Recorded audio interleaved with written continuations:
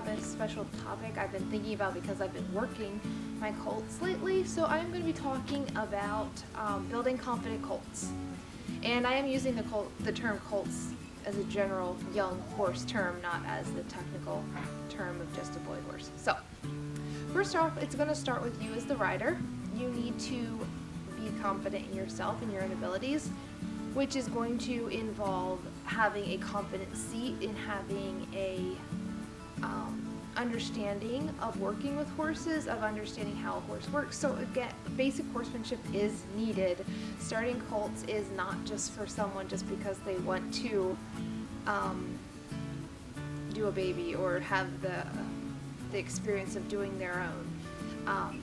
That is just setting up for trouble. So please do not just do it for those reasons. You need to have a background in training horses and working horses, and especially working with someone else who's more knowledgeable is one of the best ways to be prepared for this.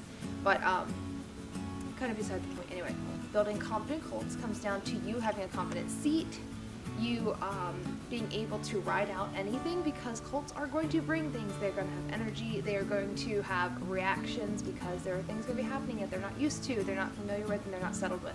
So you need to be confident, you need to be calm and assertive in your own abilities.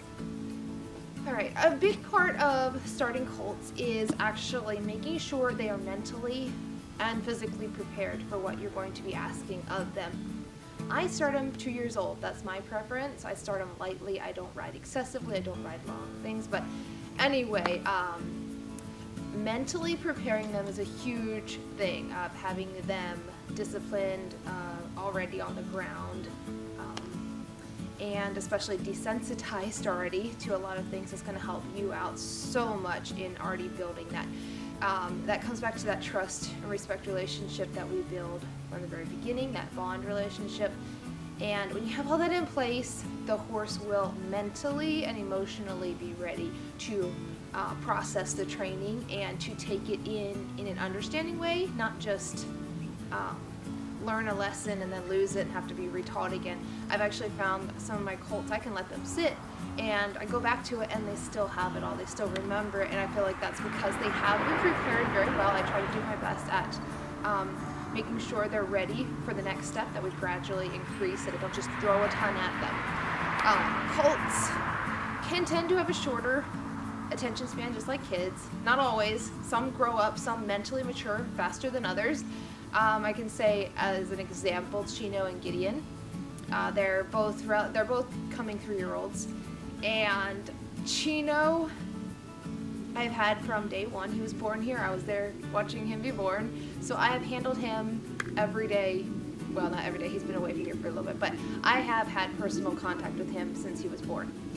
And because of that, I spent a lot of time working with him and getting him to accept human interaction, to accept pressure and release. Gideon came as a 1.5 old off the range out west, and he was not handled, he was not worked with.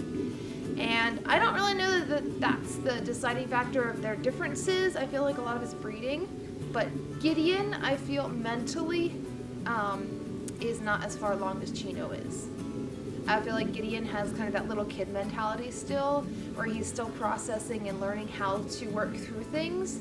You have to take those type a little bit slower, or you will blow their brain, in the sense that you can give them too much to deal with at once, that they will actually start resisting training. They will start panicking over things a lot faster, and they just won't look forward to your sessions together.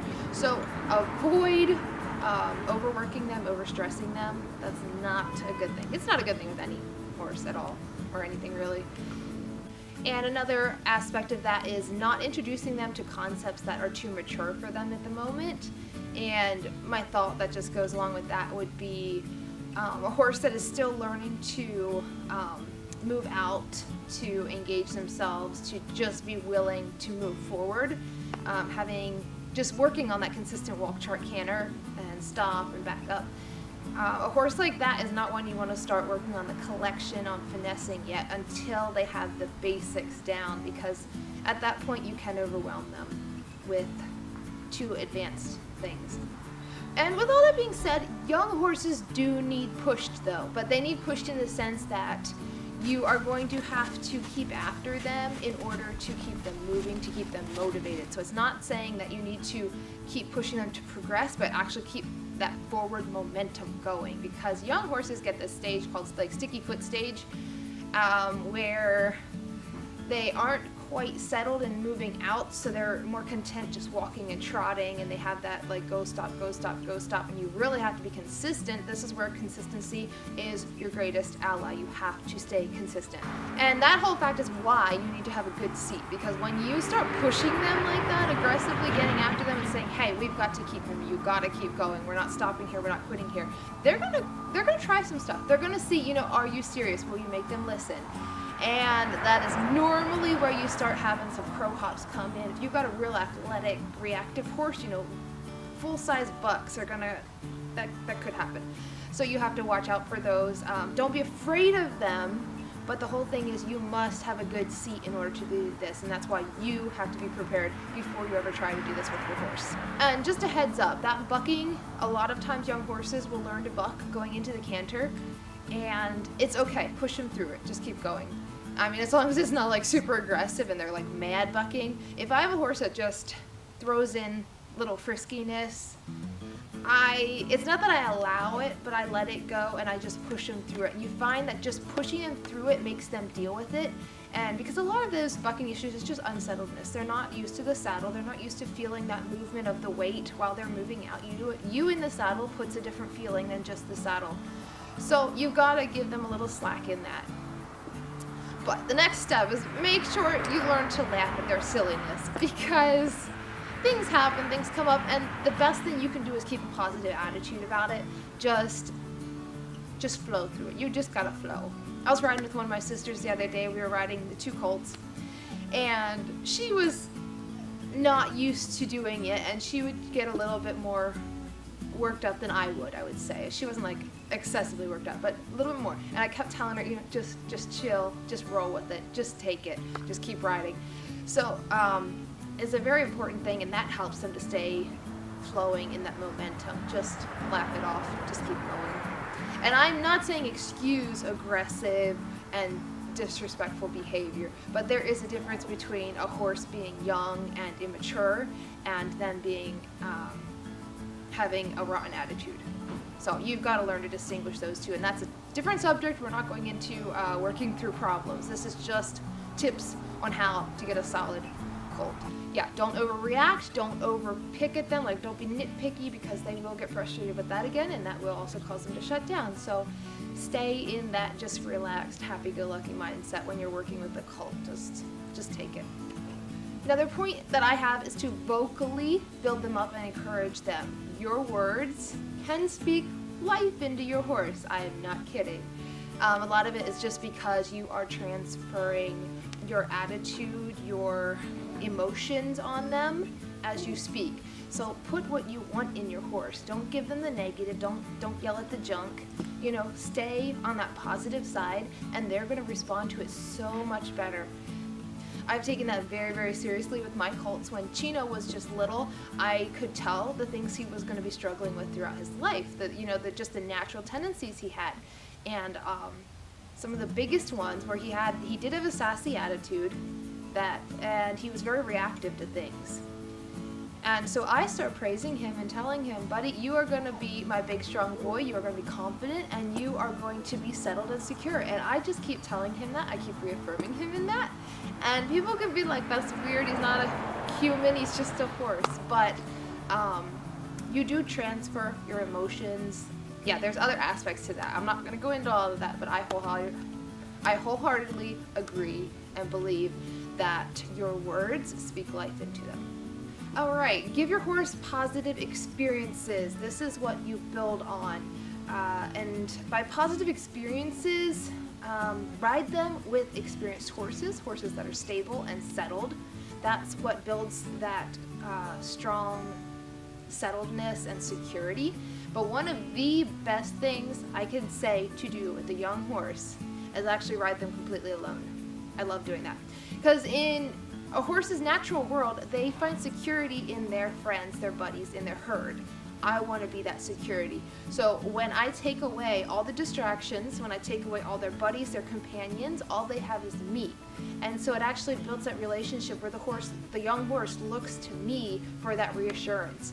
And that is really where I would say that that confidence comes from, because I am confident in my abilities. I've been doing this. I've been riding for 20 years.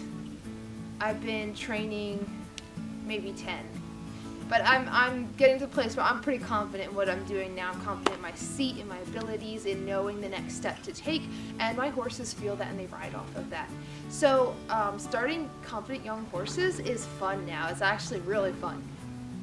So yeah, those are the points I wanted to make. I hope it was helpful. Leave me some comments if it wasn't, or things you appreciated about it, and I can try and clarify in some other videos, or yeah, we'll see where we go from here. I will try to keep doing sport training videos. They gradually keep coming, so yeah. But I'm at the fun stage right now and I'm enjoying it. Just gotta take the time to video and edit and put it together. So thanks for watching, and tune in again next time. See ya. Here we go. Some tools I would say real quick that are good for starting young horses. Some of my favorite things are using Makati reins. You've got the regular reins for you to hold on to, and then you've got the excess that you can tie off to the horn and have hanging there.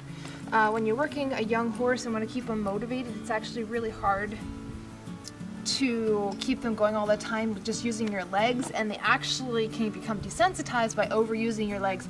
So use something, you get an over and under, you can just swat them a little bit like this. Doesn't have to be aggressive, don't think about that, that's abusive, okay? This is just helping to motivate them, okay? You're not gonna hurt them. So that is a good tool. Sometimes I use split reins. These give you a little bit more feel, so it's a better way to help get that into them early on. And I would suggest getting some sort of reins that you have good feel with and can have some sort of over and under.